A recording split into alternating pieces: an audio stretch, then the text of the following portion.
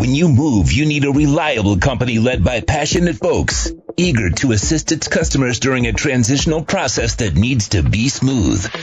Call Essential Moving Experts at 844-368-5750 for all your local and long-distance moving needs. You can rely on Essential Moving Experts. Mention the Big O Show and get $150 off. Family owned and operated, they offer free 30-day storage, full-service moving, fully licensed, bonded, and insured. Moving was never so easy. EssentialMovingExperts.com.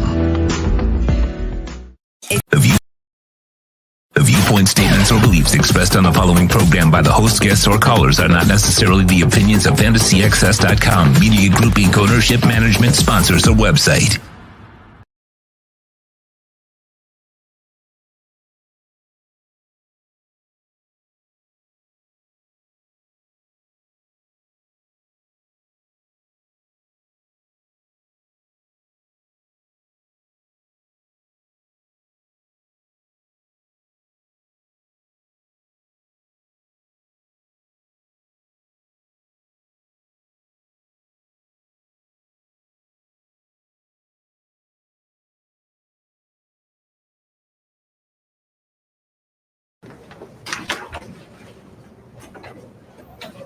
Okay, obviously poor job by me, poor job by our organization, credit to Middle for doing what they did. So that being said, questions? Mario, what do you tell your team after a game like that? Obviously, very disappointing loss. What do you just tell them after that? The truth. Which was? They coached better than us, they played better than us. They were better. We didn't do a good enough job. There's no excuse.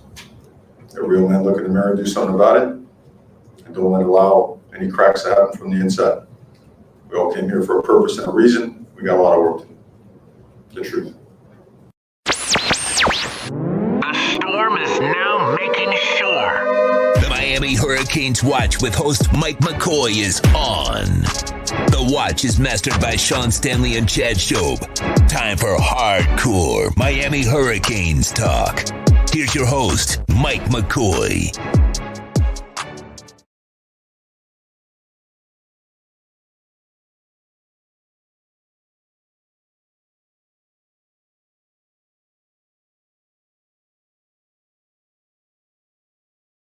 I'm muted. I'll start over. My bad. Good morning, everyone. Thank you for tuning in to another episode of Miami Hurricanes Watch on the Sports Talk 305 Network. I'm your host, Mike McCoy. And are you ready? Because I really didn't want to go through this week, but I am. And so it's all good.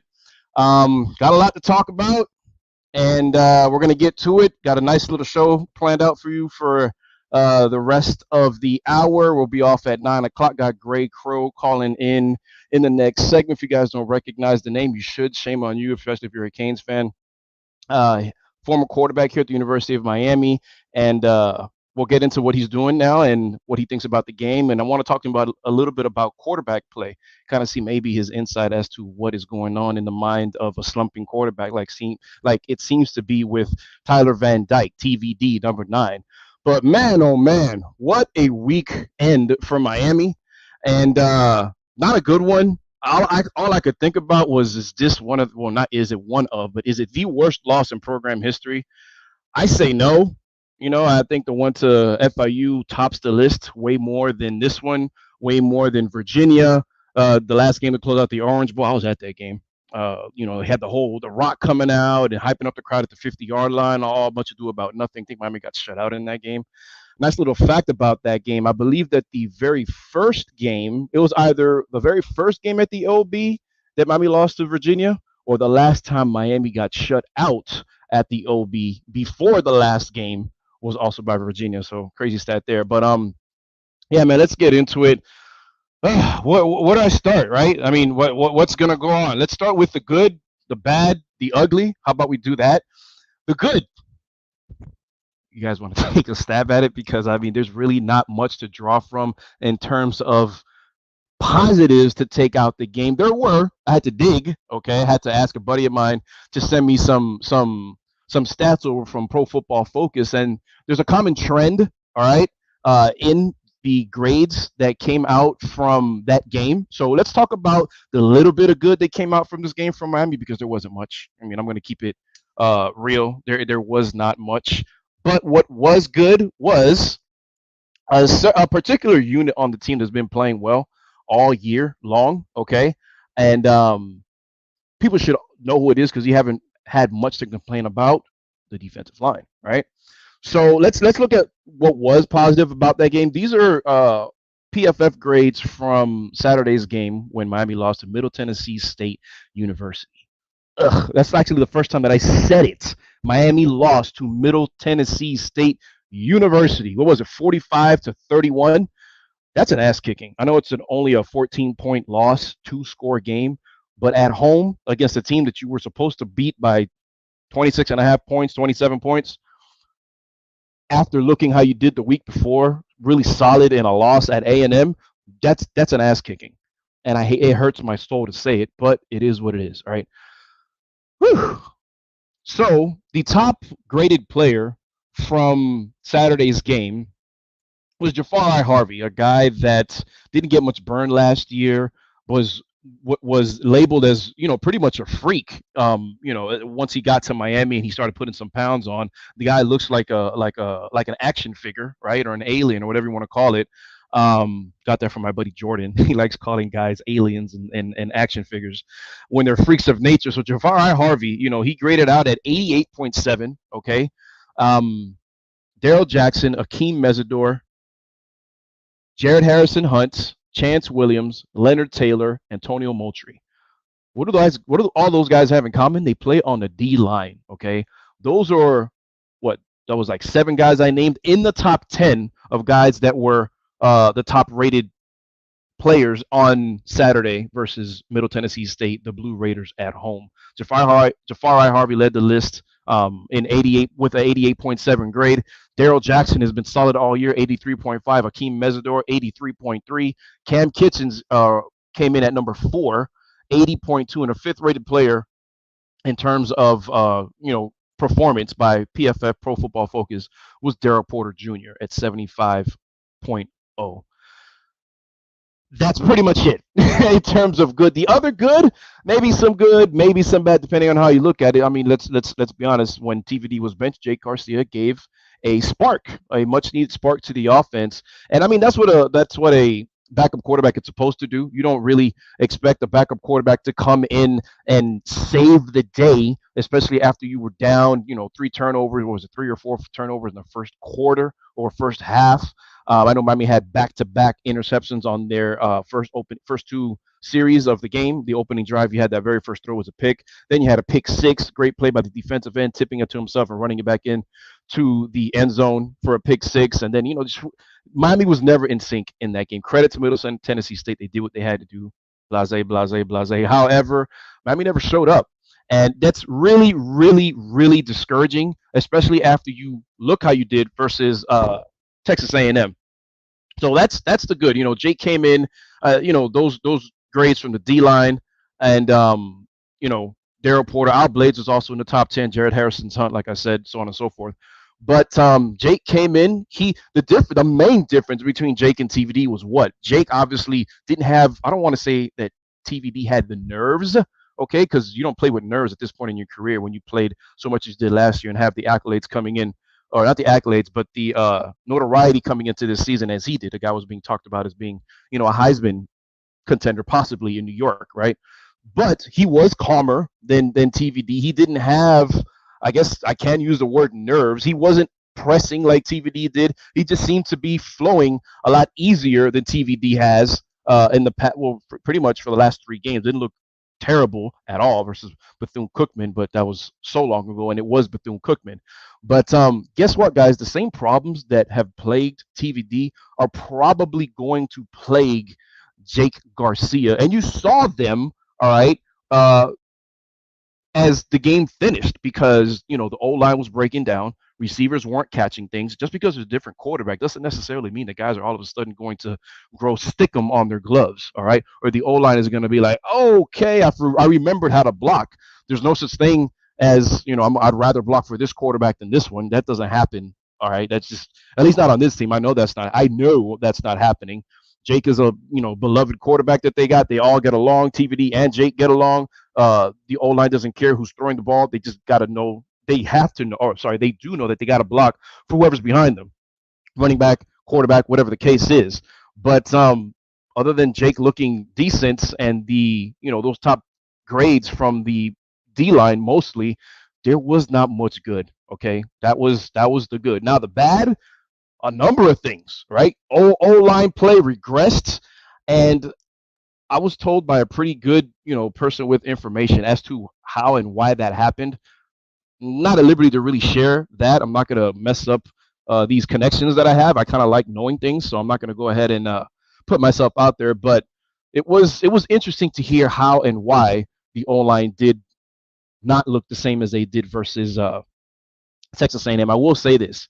If you know tape, if you're an O-line guy, or maybe if you're a running back, if you're an offensive guy, look at the O-line play for the entire game. Go back and look at tape. Go back and look at the rerun. Go back and look at tape and only focus on the O-line, okay?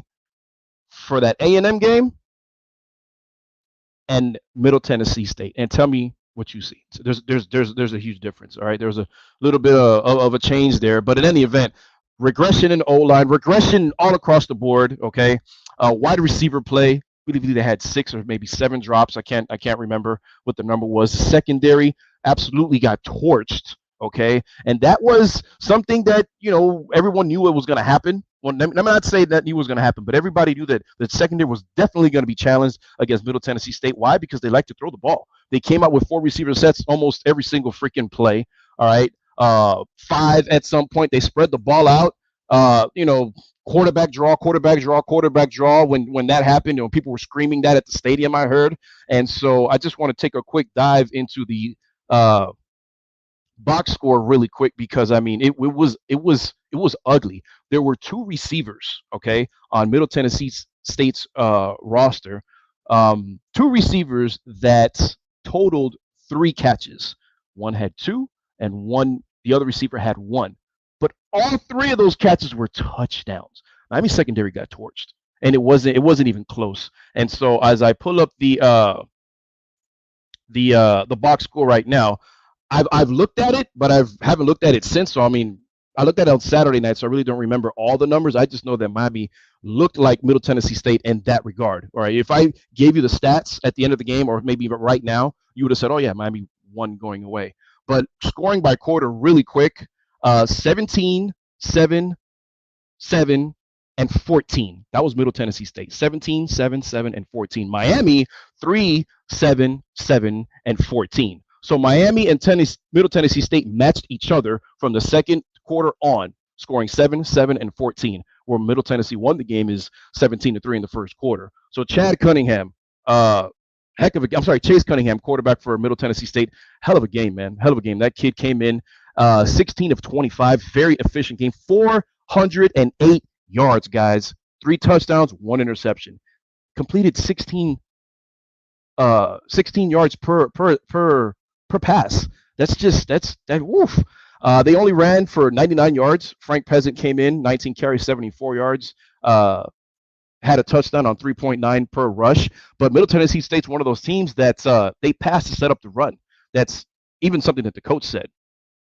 So DJ England Chisholm is the receiver for Middle Tennessee State that caught 2 passes for $169, 2 touchdowns. Jalen Lane, 4 catches for $130, no touchdowns. Elijah Metcalf, 1 catch, 69 yards, 1 touchdown. That was the other receiver that had all of his catches. One of his catches went for a touchdown. Middle Tennessee State, 408 yards in the air. Miami did throw for 307, but that was all, kind of like empty. They were playing catch up the whole time. Whenever Miami responded, Middle Tennessee State responded even bigger. Okay, and it was just a very, very bad day for Miami. And I'm gonna go ahead and continue this good, bad, ugly in the third segment, because there was so much bad and ugly and very little good that I'm gonna go ahead and I didn't have enough time to go ahead and talk about it in just one segment, in about 20 minutes worth of time. I've been talking that for that long. But in any event, I don't want to cut off Gray Crow, who's gonna who's going to be joining us in the next segment. I'm really excited to talk to him. Um, I'm really excited to have you guys listen to what he has to say. Spoke to him last week over the phone, kind of got to know each other. The very first and only time I've ever spoken to him. Awesome guy. And fun fact, he was a roommate with Scott Patchen, who hopefully maybe will join us the show next week. Sounds like he will be able to. I don't want to confirm it, but I think he's going to be able to. He kind of, like I said, sort of confirmed that last week when we were speaking, told him that Gray was joining us this week. He's like, hey, that was my college roommate. So pretty cool. And they still kind of keep in touch. So I'm going to go ahead and take a break really quick. And in the next segment, we're going to talk with Gray Crow. And then I got some sound bites in the last segment to share with you guys. And we're going to finish talking about what's bad and ugly and what to expect next from Miami. But in the meanwhile, I'll see you on the other side of the break. You're listening to Miami Hurricanes Watch on a 305 Sports Talk Network. And I'm your host, Mike McCoy. We'll be right back. You're listening to the home for hardcore Miami Hurricanes coverage. This is the Miami Hurricanes Watch with Mike McCoy on the Sports Talk 305 Network.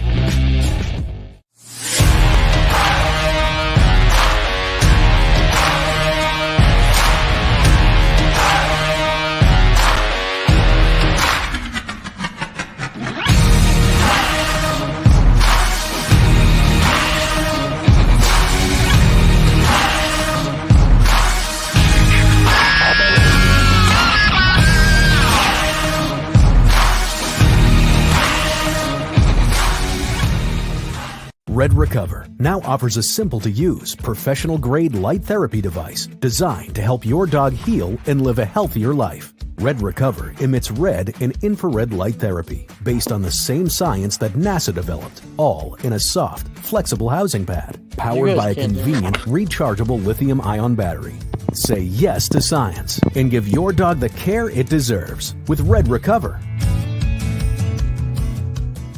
If you're a Miami sports fan, then there's only one store to go to, and that's Caneswear at Miami Fanwear in Davie. They're your one-stop shop for all your Inter Miami CF, Canes, Dolphins, Panthers, and Marlins merchandise. They have hats, t-shirts, game day jerseys, and so much more.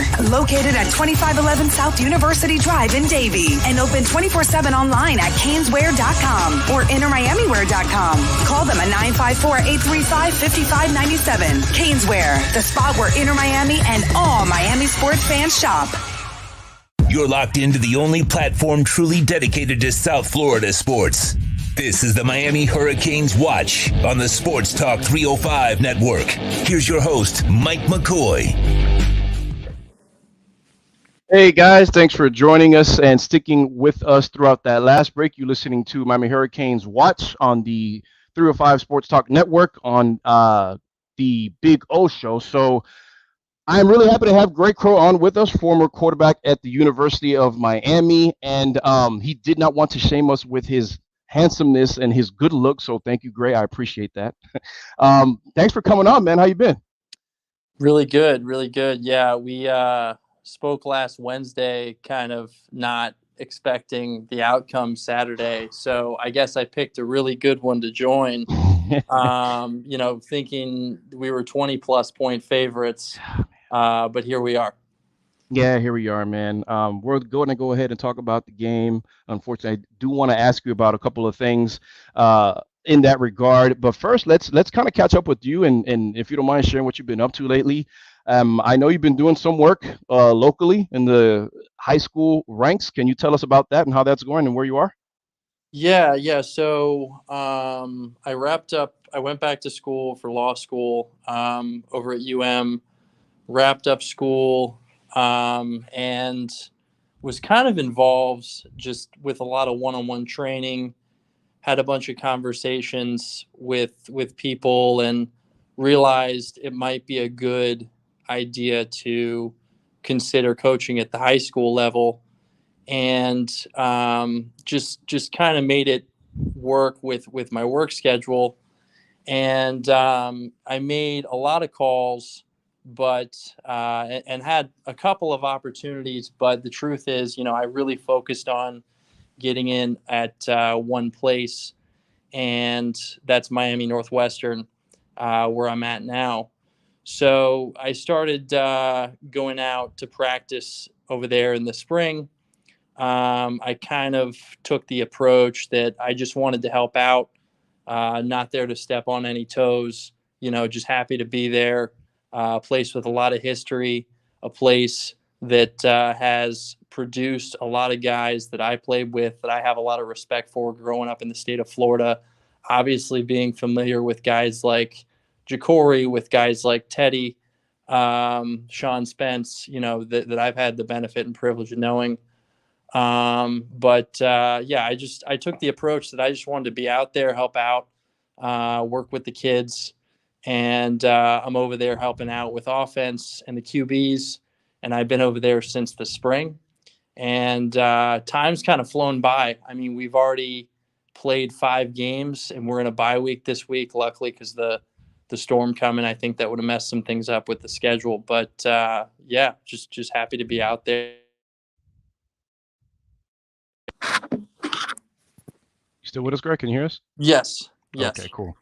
Okay, that's cool. Yeah, I definitely wanted you to mention that because, storied program, like you said, like Miami Northwestern, I think it's really, really cool that, a guy like yourself played college football. It could have been a guy that played college football at anywhere. Whenever a high school team has the privilege to have someone that played at the next level. I mean, I think that's awesome for the kids. They look up to that. They and even the coaches, they can take notes of kind of the experiences, and maybe the head coaches or anybody else on the staff probably played college, but I think it's huge for them, and it gives something for the kids to like work towards and look forward to, and I think that's really important. So hats off to you on that. Miami Northwestern had a game last week at Traz Pala, big game against Columbus. I think they came out on the losing end. I'm not exactly sure.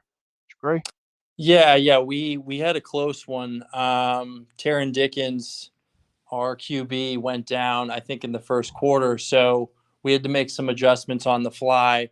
But Calvin Russell, a 14-year-old who's a freshman, I almost said true freshman, but it's high school, right? He's a freshman, and he came in and did a good job.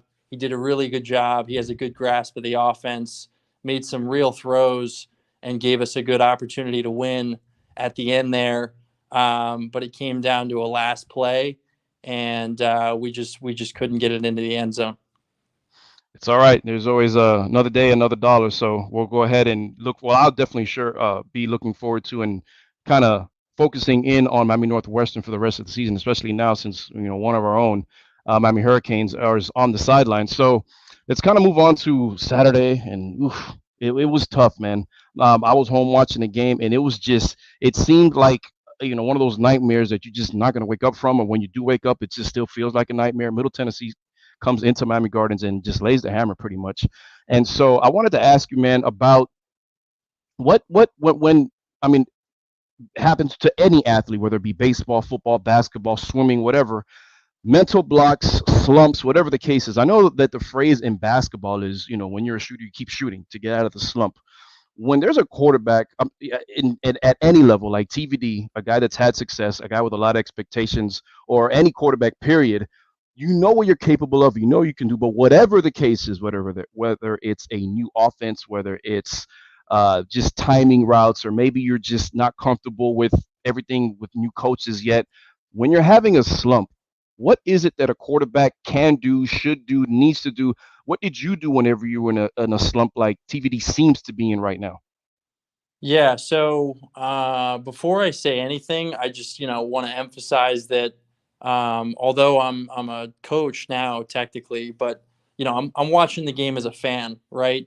I'm a former player, right, at the program, but I am a fan. So I'm not. With that being said, I'm not familiar with the game plan or what preparation looked like leading up to the game.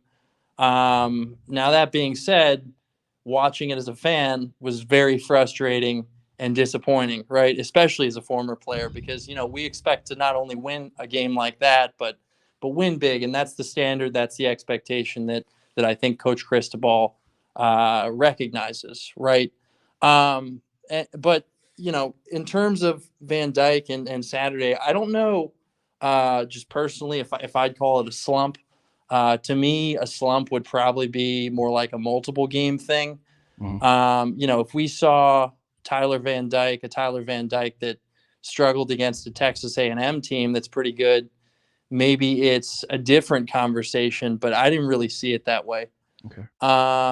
But in terms of me personally, I think that if it's in the game, you have to kind of reevaluate what's working, what's not working, focus on what is working. And then especially at halftime, make certain adjustments with your coordinators and go from there. But correct me if I'm wrong. He got taken out, I think, before halftime even came. He got taken out in Right? the second half. I want to say it was maybe 2 series in. I think he had Okay. like 2 series, and then he was replaced by Jake. Okay. So Yeah. So I mean, thanks for that. I just want to see what your perspective was, because, like I said, in basketball, the term is shoot or shoot. You keep shooting until you shoot yourself out the slump. that's So it. in football, like there's so many moving parts, and so many people have there's different units. Receivers do one thing, O-line does one thing, obviously the quarterback, and then running back. So it's like, you keep throwing, or do you kind of, like you said, the adjustments, maybe shorter passes, and like you said, you were commenting on not knowing the entire game plan or just looking at it as a fan. So from the outside looking in, I didn't know what the game plan was either. I'm not in the locker room, no X's and O's, but it's kind of hard to kind of get things going when the O-line seems to have taken a step back from last week, which they played, the best game that Miami O-line has played in a very long time. Right. Even different regimes we're talking here. You go into an environment like that, hold your own, and then you look like this. And then I'm going to talk about that in the next segment. Got some sound bites from some guys in the press conference, after the game. But, the other thing I wanted to talk about was, what do you do now, right? If, again, talking as a fan, because it's not like if you're in the locker room and you're talking with the guys from the outside looking in, Sure. and seeing what the offense has been looking like, or Jake or TVD. When you have Jake coming in providing a spark, which he did, he came in 10 of 19, a buck 69, no touchdowns, no interceptions. Tyler, on the other hand, 16 of 32, a buck 38, 1 touchdown, 2 picks. Is there a quarterback controversy? What do you do if there's not a quarterback? Like, how do you handle the quarterback situation throughout the week? If you're on the staff, like, what are you kind of thinking should or would happen? Do you say, because Mara hasn't come out and said TVD is the guy and there's no quarterback controversy. He hasn't said he's opening up the competition. So it's kind of like, what's going to happen? What do you kind of foresee as a fan? Yeah, of course. I think that it's really more common to see those types of changes made after having an issue in multiple games. Okay. Maybe there I wouldn't be surprised, but not after really, a half plus of poor play, if we'll call it that, right? But going in line with, and I'm sure you're going to talk about this next, but with, some of the things that Coach Cristobal did say after the game, was just that it wasn't fair to keep Van Dyke in with the way that things were going, right? So that kind of means to me that maybe he feels that it's not all on Van Dyke, and it wasn't all in his hands. Maybe there were some wrong routes or some miscommunications, right? But going in line with that, I think Jake Garcia as the backup came in and did a good job, and that's what the backup's for. I think I was watching some of the NFL Countdown stuff last night. They did a good special on the it was the Sunday Countdown, but it was one of the specials, like the short specials on the Bills quarterback room, and Matt Barkley, and what's the other backup over there? At Buffalo. Good question. I'm going to go ahead and look it up right now because I'm not sure. They're behind Josh Allen, and they're both Okay. veterans. It's a household name, right? But Okay. they're never expected to play as the job of the backup. They're never Case expected Keenum. to play, but when they're called on, they're expected to win the game, Right. right? And I think that Garcia did a good job Saturday, just coming in and executing. You like to think a backup is going to be and should be prepared to execute the same exact game plan, but sometimes when the backup hasn't really gotten substantial playing time when you're down this season, let's say, most of the time it comes down to slowing things down, creating opportunities for your backup when he's new, when he's fresh, and trying to create some bigger windows in the pass game. Fair enough. Fair enough. And by the way, you're listening to Miami Hurricanes Watch on the Sports Talk 305 network here on the Big O Show. Mike McCoy, your special guest, Greg Crow with us. And if his name isn't familiar to you and you're a Canes fan, shame on you. Quarterback here. And that was from 2012 to what was your time here at Miami, Greg? I'm sorry. 2015, all Al Golden. All out gold. Okay, 2015, all the golden era. So then, to answer your question, Case Keenum is the other backup or the backup for Josh Allen over at Exactly. Buffalo. Yeah, I knew it was somebody that is, let's say, a household name at this point. He put up real numbers at Houston. Yeah, I just, it wasn't on the tip of my tongue, but It's okay. I had to look it up too, so no worries. But yeah, man. I mean, thanks for that, providing that information as well. So as a team, let's talk about as a team. You go into A&M, look good in the loss. As weird as that sounds, they looked good in a loss. Heads were, somewhere other than where they should have been on Saturday. Lose big time to, and I'm gonna go ahead and use the word big time because you're not supposed to lose by 14 to MTSU. So to me, it was a big time loss. And where do you go from here? There's a bye. All right. Is having a bye after a loss like that, does it sting that much more? Because this is my thing. You lose a game, right? Texas A&M. Me, I'm thinking it's human nature. Mind you, I never played college football a day in my life. All right. Never suited up, nothing like that. But I'm thinking it's human nature. I mean, I'm an athlete. After a loss, period, that next game, I feel sorry for my opponent because I'm a ball player. So I couldn't wait to guard the next guy or take the next guy off the dribble. So as a team, we're kind of, we should have beat A&M. We should have beaten A&M. That's the perfect remedy. MTSU coming into town. We're gonna go ahead and lay the smack down. They didn't. So that's 2 losses in a row plus a bye. Are you thinking about that so much? Are you sulking as a team, and are you like, man, I can't wait to get North Carolina in here because, boy, they're gonna have hell to pay. yeah, I mean, they better turn the page quickly because this is an ACC game coming up. We've had some early adversity with the past 2 weeks, the 2 losses. Mm-hmm. And to your point on the Texas A&M game, I thought that if we make a couple more plays on offense, we had, just trying to think back to that game, we had 8 to 10 key drops that probably would have been X plays, explosive plays, as we say on the offensive side of the ball, that I think would have changed the game a little bit. And then a couple mistakes that we should have capitalized on. And, I'm going to put it out there. I mean, I wasn't that impressed, but from what I saw out of Texas A&M, just going into the game, I think that I had different expectations for them as a program, good program, right? But, we kept it pretty close. And then rolling into this week, you just kind of saw a different team. A lot of people may not realize this, but, these 2 games don't really have much of an impact on how the postseason looks for this team, right? Maybe the playoffs, of course, but we're dealing with Coach Cristobal's first season as a coach, but not the ACC Coastal, not the ACC game.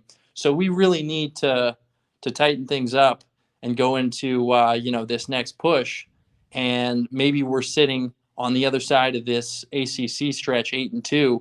And I'm thinking we're feeling pretty good about our chances at that time. Miami right now, you look at the ACC, Coastal Virginia Tech. I mean, there's really only 3 teams that have played ACC games, that being Virginia Tech. Actually, hold on. Yeah, Virginia Tech, Virginia, the Cavaliers, and Georgia Tech. So Virginia Tech leads right now, obviously, 1-0 in the conference. Virginia and Georgia Tech are 0-1. So Miami and North Carolina will both be playing their very first ACC games. And that's going to be, I believe it's a 4:00 kickoff on Saturday, October 8th in Hard Rock Stadium at Miami Gardens. So Miami's got a lot of things to figure out, man. One of those things is going to be, I'm assuming, everybody's going to want to know, media, fans, all included. Is TVD going to stick around? If he does, how short of a leash, if any, is he going to have one? Are there going to be any personnel changes on the O-line, maybe receivers? Is there going to be an open competition now at any of these positions? One constant that, I don't know if you caught it in the first segment, that D-line, that's been, and one thing between the PFF grades that I was talking about in the first segment, I'm going to go ahead and pull them up right here. One constant, I was talking with a buddy of mine yesterday, this is a great point. Max made. Of all the guys that have been graded out, in the past few games, well, the only games for Miami that have played this year, the underlying theme has been that they're all transfers. They're all transfers. Jafar Harvey, not a transfer. Daryl Jackson, transfer. Akeem Mesidor, transfer. Daryl Porter, transfer. Antonio Moultrie, transfer. And also, those are guys that are all playing on what side of the ball? The defensive side of the ball. Most of them in the trenches. So, I mean, that's just something to look at. Mario came here to fix the trenches, all right, offensively more, but the trenches, Sure. period. But so I mean, I guess that's, you take that and it's kind of like a glimpse as to what to expect recruiting wise. I mean, when he took over in December, he had a few weeks just to turn things around. When he took over, I think the recruiting as a team, Miami was ranked like in the 50s or 60s. They finished top 15. Right. So Absolutely. yeah, so I mean, definitely heading in the right direction. And I think Greg Rousseau said it best. He was asked about the Miami loss, and he was like, look, as crazy as it sounds, as messed up as it sounds, Miami's headed in the right direction, even after a loss like that. But great, man. Thank you for taking your time out of your busy evening, especially, during storm prep and everything like that. I know your family is up in the Clearwater area, so I hope that they're safe and sound. I know that you told me your dad, you spoke to him, so everything seems to be good on that. But thank you very much, man. I hope it's not the last time that you're able to join us on this show. Maybe hopefully sometime later on in the week. I'm sorry, in the season. But I'll text you a little bit after the show. But thanks for your time, man. I really appreciate it. Absolutely, Mike. Thanks for having me. Hope to be back soon. All right, cool. And we'll go ahead and take a break. After that, you're listening to Hurricanes Watch on the 305 Sports Talk Network. We'll be back. You're listening to the home for hardcore Miami Hurricanes coverage. This is the Miami Hurricanes Watch with Mike McCoy on the Sports Talk 305 Network.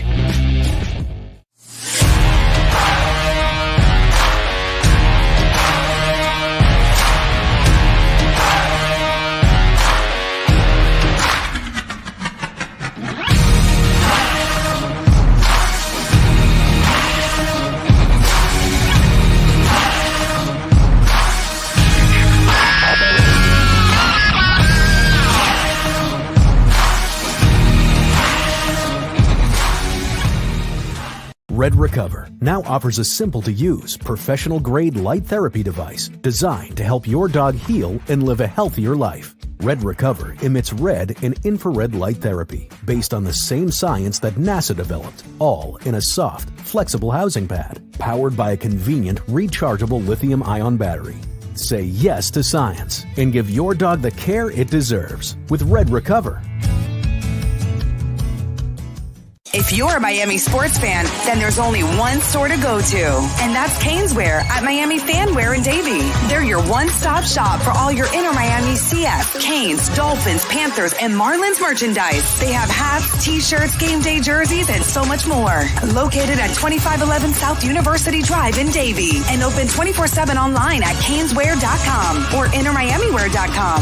Call them at 954-835-5597. Caneswear, the spot where inner Miami and all Miami sports fans shop. You're locked into the only platform truly dedicated to South Florida sports.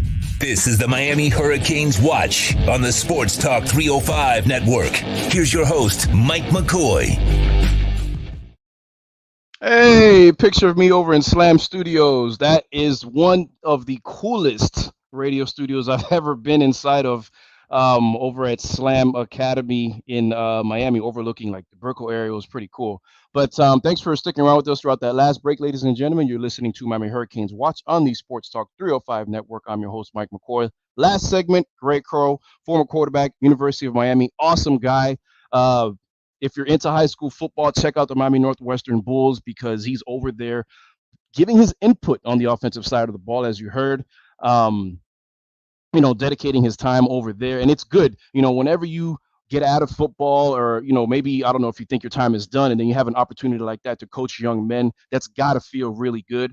Obviously those young men look up to you, and just to give them a little bit of what you know and what you've been through and your experiences and what to expect at the next level if they're blessed enough to make it that far, that's got to go a long way. So thanks for lending your time and helping these young men grow in their athletic and educational careers grow. But I'm sorry, Gray. However, I want to go ahead and finish up is conversation the right word to use if I'm talking to myself? whatever thoughts that I had in the first segment about the good, the bad, the ugly. We're going to talk about the 3 real McCoys, all Hurricanes. In my 3 real McCoy awards, I'm kidding, not one. Okay, and I don't have a problem saying it, not freaking one.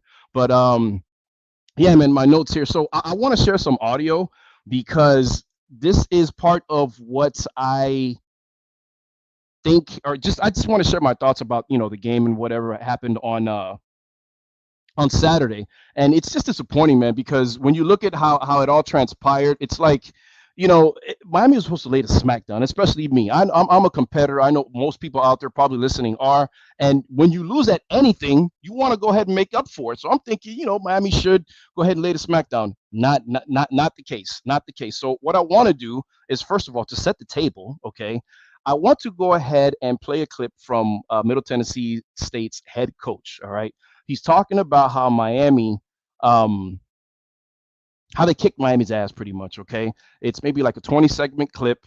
And when I saw it, I was just like, man, that stings. But good for him, because you want to know one thing I did do is give Middle Tennessee State University credit on their Twitter feed.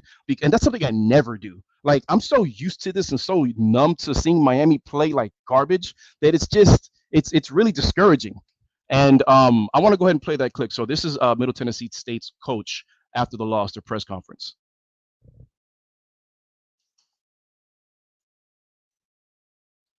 And we're gonna go ahead and let me know when you find that, Chad. It's the clip. It's the press conference right after the game that he was. I bet you they were still at the stadium. It's not like if they were going on radio or anything like that. So we're at the same. Just let me know when you got it, Chad or Sean. But he was feeling good. He was talking about how the players came in and did what they had to do, and 26-point underdogs, and how it feels good to do something that you're not expected to do as a team. And as a Miami fan, we've seen that all too often, man. We've seen that all too often. So this is a clip. He was on the radio. We'll go to the press conference clip in a second, but I want to go ahead and play this. Go ahead. Two goal line stands, we stop them down there. They ran for 194 yards against Texas A&M, the number whatever team in the country they were. They ran for 68 against us. They averaged 1.6 yards per carry. They gave us 1.5 million, but they got 1.6 yards per carry. But I don't know where that came from. I'll tell you where it came from, Coach. It came from your soul. What you talking about? It came from your soul, Coach. Two goal line stands, we stop them down there. They ran for 194 yards against Texas A&M, the number whatever team in the country they were.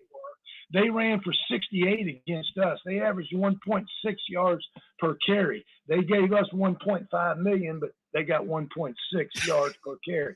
But I don't know where that came from. I'll tell you where it came from, Coach. It came from your soul. What you talking about? It came from your soul, Coach.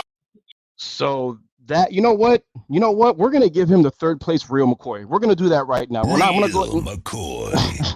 I'm not gonna McCoy. I'm not gonna go ahead and start the segment yet, but I mean, look, that's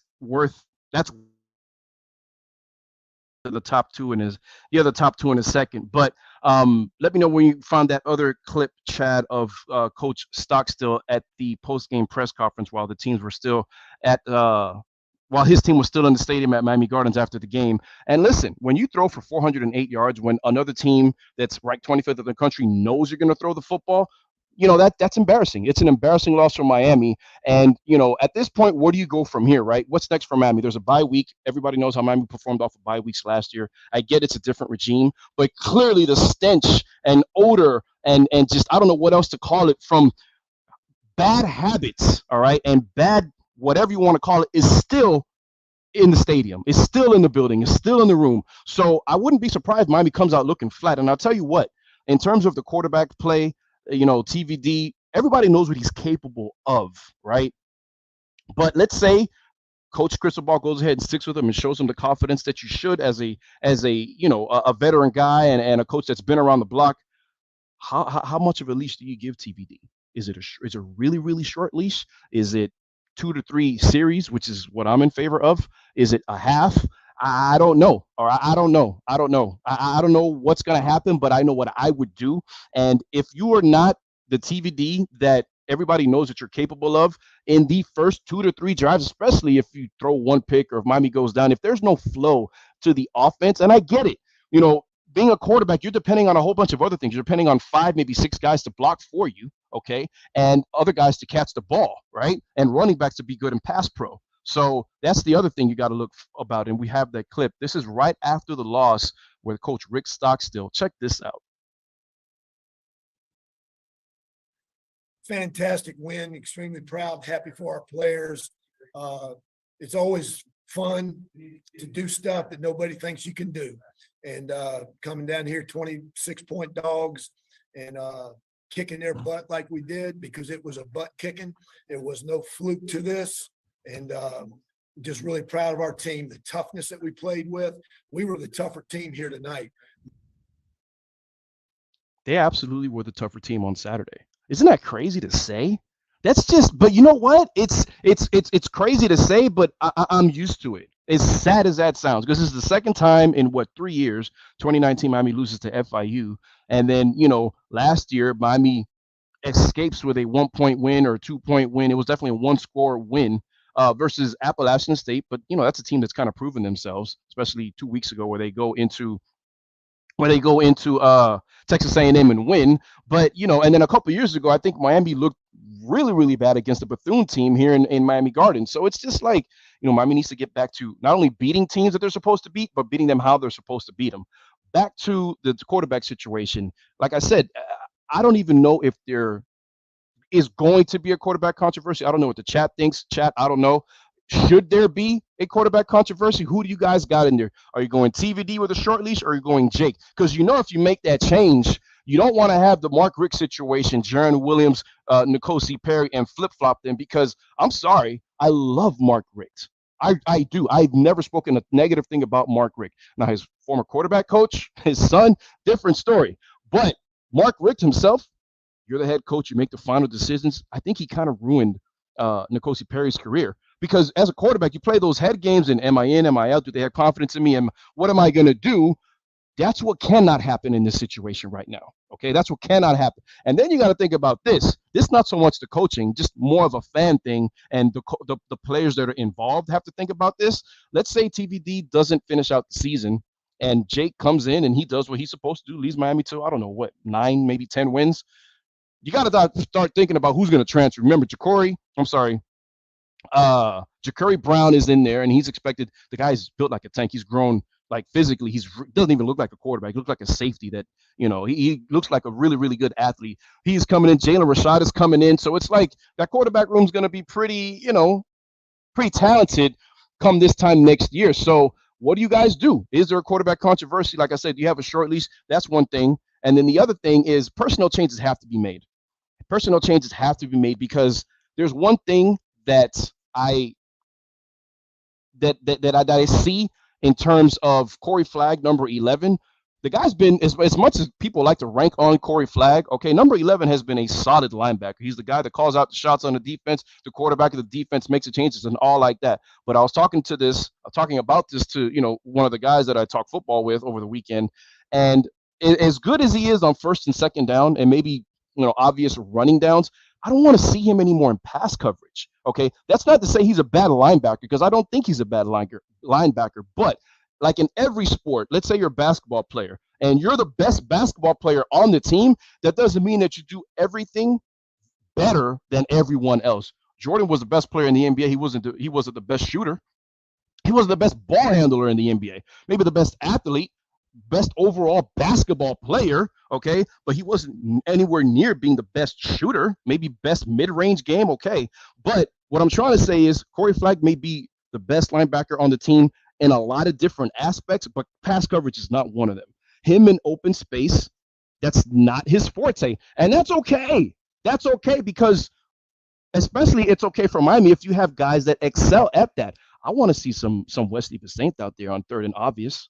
I want to see some Chase Smith out there on third and obvious. Heck, for the crowd of fans that want to see James Williams as a linebacker and strictly as a linebacker. I'm not one of those guys. I want to see him play safety, okay? But if for those guys that want to see him at linebacker, perfect opportunity to put him in the box on third and obvious. 6'5" guy. You know how many passing windows he's going to close just by sticking his arm out? Lord knows what his wingspan is, but we've seen him miss pass coverage this year. He looks decent. So imagine him in the box, closer quarters where things are tighter. He'll probably be more effective. I just don't want to see Corey Flagg in pass coverage situations.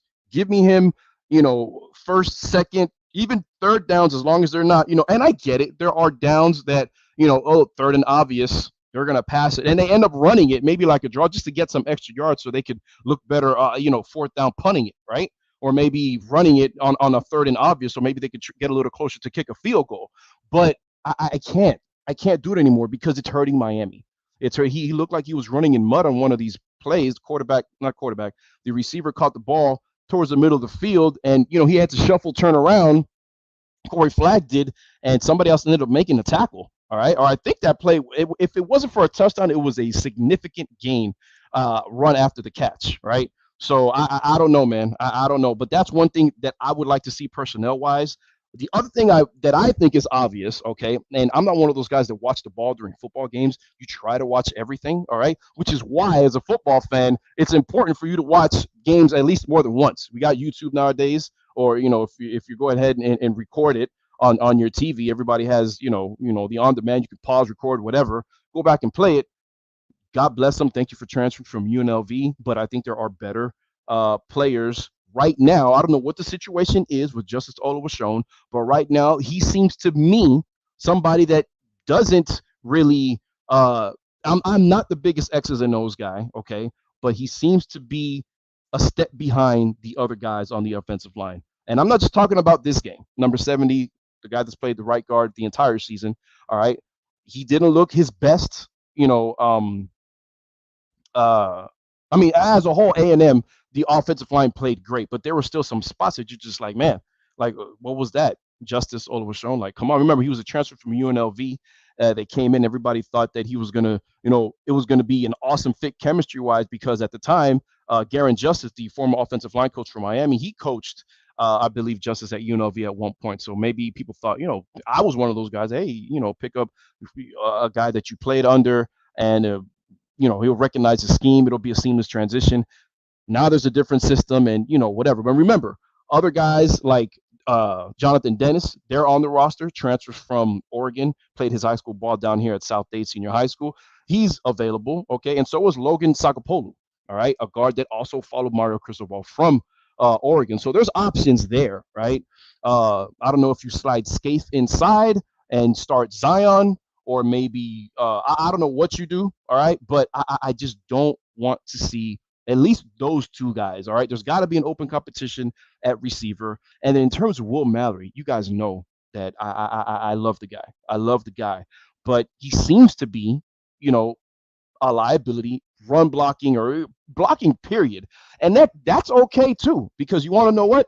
Fine, you're a pass catcher. He did drop 3 passes, if I'm not mistaken. Somebody correct me if they know the correct number on Saturday. But he seems to be on and off. And as a coach, again, I'm not the biggest X's and O's guy, but I do know this. You reward guys that practice well and reward guys that are going to be doing the job in terms of blocking. That's something that Arroyo, number 80, the free tight end, backing up Will Mallory does, all right? And I hate to say it, but I mean, if it calls for taking less snaps, I'm taking snaps away from Will Mallory. Listen, I've said it all along. There's never going to be a player, coach, recruit, or administrator at the University of Miami bigger than the U, all right? You're doing it for the team. You're doing it for the team. And if you're not pulling your weight, take a step back. Maybe you need to just focus and figure some things out. Maybe the new offense is affecting everybody. But it just seems to me that the inconsistencies that we've seen from Will, and I've backed him up for years, and I'm still backing him up. But I want to see these guys win, man. And if you see something, the definition of insanity is doing the same thing over and over and expecting a different result. All right. So at this point, this is the money year for Will Mallory. Miami's 2-2, 4 games in. You're like in, a quarter of the season. ACC play hasn't started yet. changes need to be made. Miami's preseason, quote unquote preseason, is done with, right? So, I mean, those are personnel changes that I want to see made. And then I want to talk about Miami's mentality really quick going into the game. And this is something that really burned me up because there's no excuse for this. I want to talk about what some of the guys like Ja'Kai Clark said when asked about the mentality heading into the game. So here's Ja'Kai Clark in the post-game presser after Miami's loss versus Middle Tennessee State on Saturday. Ja'Kai, you said on the radio that this team wasn't prepared. What did you mean by that? Or you guys weren't prepared as you should have been? We were just weren't as locked in as we should have been pre-game. During the week, I feel as though we had a good week of practice, but pre-game, we were not as locked in as I feel as though, me personally, I feel as though we weren't as locked in as we should have been. What did you notice pre-game that makes you think that? Lack of energy. Yeah, Jalen said you guys maybe overlooked them a little bit coming off that Texas A&M game. Is that a fair assessment kind of on that, what you're saying? I mean, I feel as though we realized that they were a good, very talented team. Like I said, I just feel as though we came in kind of lethargic before the game. That pissed me off. That really pissed me off. And you want to know why? Because you guys as a team are not good enough to go through those motions. All right. Maybe in 3 or 4 years, when you're able to roll out your helmet on the turf and other teams are scared of you, maybe you could do that. All right. But we just saw Georgia take a win at home and they barely beat, what was it like? Chad, I don't know if you could pull up the score really quick. Georgia's win at home between the heads of the defending champs, okay? They didn't look their best at home. So it doesn't really matter if you're at the top of the mountain or not, okay? Teams are going to come even harder for you when you are at the top. And we know that goes for any sport, but that soundbite really pissed me off because it's like you just came off a loss, Middle Tennessee State. Like, I don't understand. You know what that means? It's a sign of an immature team, a mentally immature team that isn't mentally strong enough to go ahead and just play sparingly or whatever. You shouldn't never underestimate your opponent, whether it's football, basketball, JV basketball, badminton. I don't give a damn. And, you know, I don't know what's going on in the practice facility this week, but if part of it isn't getting guys whipped into shape in terms of, and this is another thing, it's just hard as a coach. I don't understand how you get guys mentally prepared. I'm one of those people that don't feel that it's a coach's job to mentally prepare his players for a game. If I have to tell you to get ready for FSU, when FSU's coming into town and you're the number 2 team in the country and FSU's the number 1 team in the country, if I had to tell you, hey man, you know, you really got to be prepared for this game today because it's a big game nationally. If I got to tell you to be ready to do something that you love, you have a problem and you got to go. You got to go as a player, because me personally, and I know there are varying opinions on this, and that's fine. I'm just on the side of the fence that coaches are not supposed to worry about preparing their guys mentally and getting their guys hyped up for a game, no matter who it is, especially if you're coming after a loss at home to a team that should beat by 50. You should be licking your chops because you know you were this close to at least going into overtime with A&M. You should be wanting to blow the doors off of Middle Tennessee State. That's how I see it. Other people think that it is a coach's job to get your team mentally prepared. I don't see how that's the case. I really don't, because I've never think about this. When media asks coaches in any sport, what are you telling your team before one of the biggest games of the season? You know, AFC Championship game, you know, you guys are going into KC, Josh Allen, you know, or whatever. What are you telling your team? Well, every time that I've seen that question asked to a coach, I've seen the coach say, well, you know, I don't really have to tell those guys how big of a moment this is. They know what to expect. They know how to prepare, and they've been here before. But it feels like, you know, when it comes to certain things with this roster, there are really some bad habits ingrained from past regimes, and it's made them seem like mental midgets. And nobody's scared of playing the U anymore. It's been that way for a long time. Nobody's scared of playing them. They look forward to beating them because, look, a win against Miami is still a big deal, as you can see. It's still a big deal because everybody puts it on their social media and they break turnover chains and this and that. Thank you, Taz Haitian Canes. Thank you, Taz Haitian. Look at that, 39-22. Yeah, I was going to say, I put it in the chat, but 39-22 Kent State. 39-22. So I mean, it's like it's they lost at home by a team that Kent State. Well, I don't know what the line was in that game, but it was supposed to be what, like definitely more than that. That's a 17-point win at home between the hedges. Those starters were in the game in the fourth quarter. I can guarantee it. I can guarantee. I look at the box score right now, and I bet you that they were in there because Kirby Smart. There's no way you're pulling out your starters with a 3-score game. It's just not happening. But the other thing I wanted to talk about, man, other than that, there's another clip I wanted to play from I have it right here. Here it is from Jalen Rivers on the same subject about not being prepared. So this is an all across the board thing. Okay, check out Jalen Rivers and what he said after the game. Well, Middle Tennessee, obviously, we're going into the Texas A&M game. It was a real big game on national TV, and then you take on Middle Tennessee State. I don't want to ask if you underestimated them a little, because you really don't underestimate any, but do you feel that there might have been, this is a game that you really should have won based on the quality of opponent between a top-ranked team and Texas A&M versus Middle Tennessee State? I mean, I'm not going to sugarcoat it. We obviously, I say we, everybody, we're all in this together. We looked at that team, we're going to win this game. So we came in, obviously, unmotivated or kind of slow, and we had to ramp things back up when we got punched in the mouth. So that's basically how it is. Obviously, we go into Texas A&M like, we're going to prepare for each team like the same.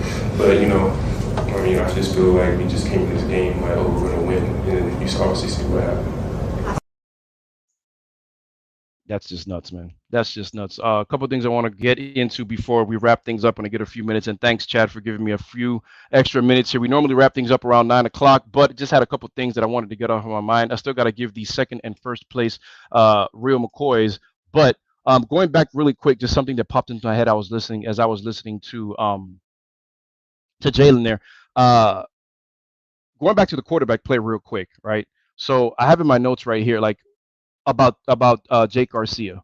A couple differences from he and TVD and maybe why at the moment he's the backup or was named the backup at the beginning of the season. The dude has a gunslinger mentality, which is good and bad. I mean, Brett Favre was a gunslinger, is going down to one of the best quarterbacks of all time, but he's also the quarterback that leads the NFL in most interceptions ever, right? So that gunslinger mentality in a quarterback is great, but you don't want to take risks like that all the time and maybe put your teams in holes. And Jake does that.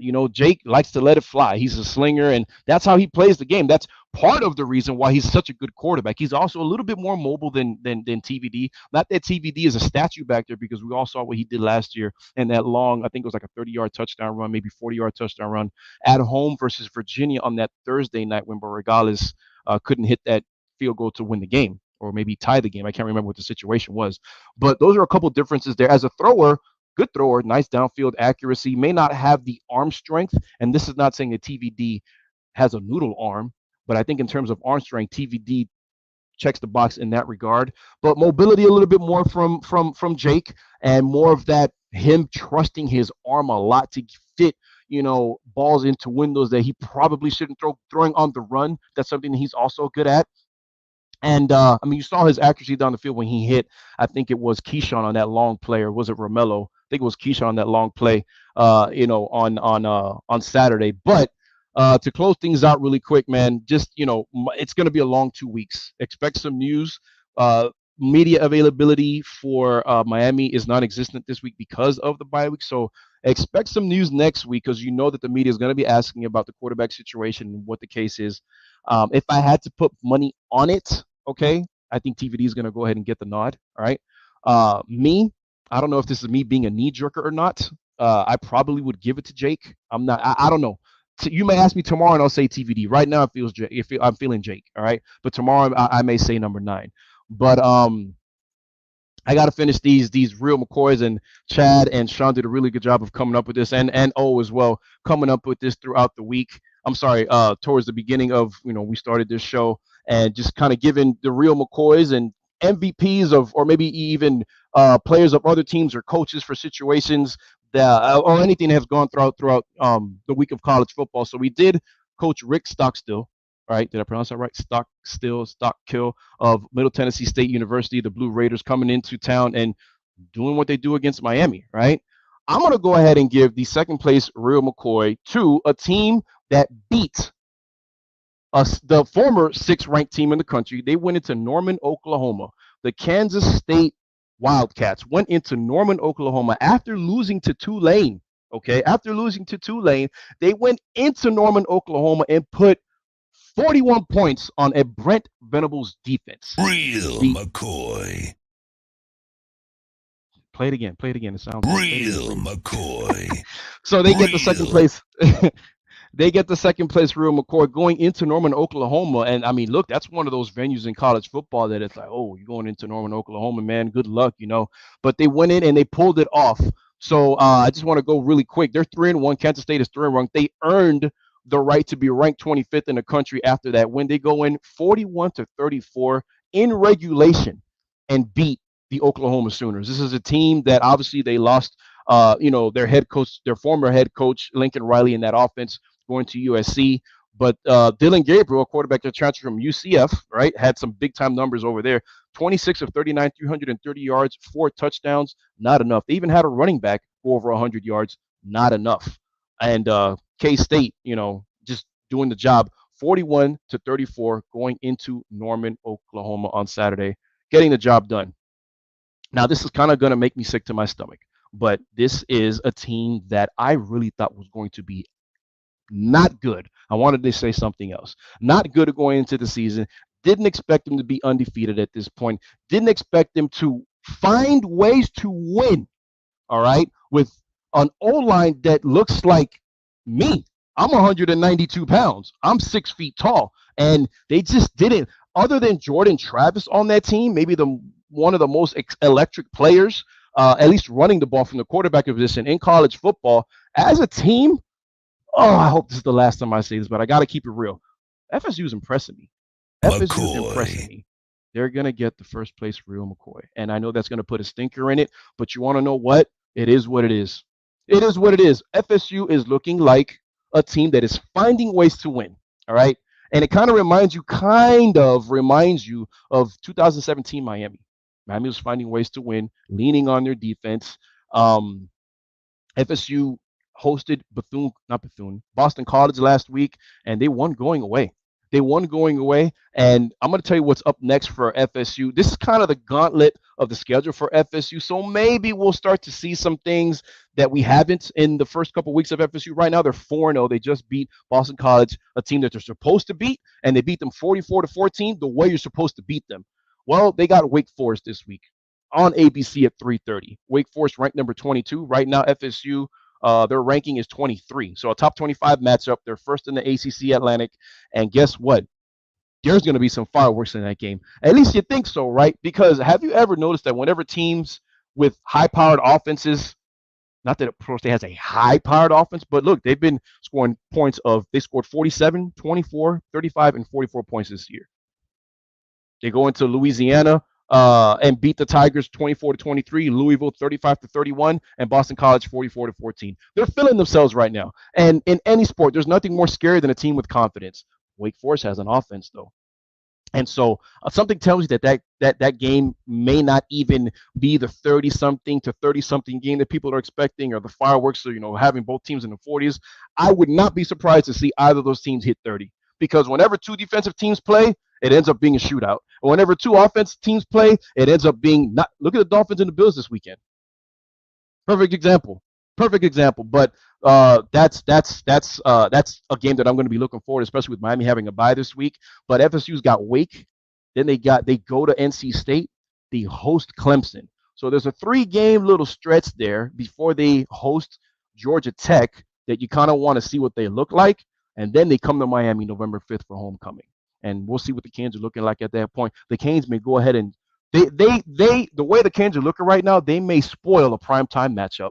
FSU's undefeated right now. I hope FSU stays undefeated so that Miami gives them their first and maybe only loss of the season. That'll be a great situation for Miami. But that's pretty much it, man. That's pretty much it. I really don't have the energy. The Canes are still on my mind, and when they lose, it takes me a couple of days to just get back into things. I got to talk to O about moving this show to maybe Wednesday or something like that, because I feel like there was a death in the family almost. All right.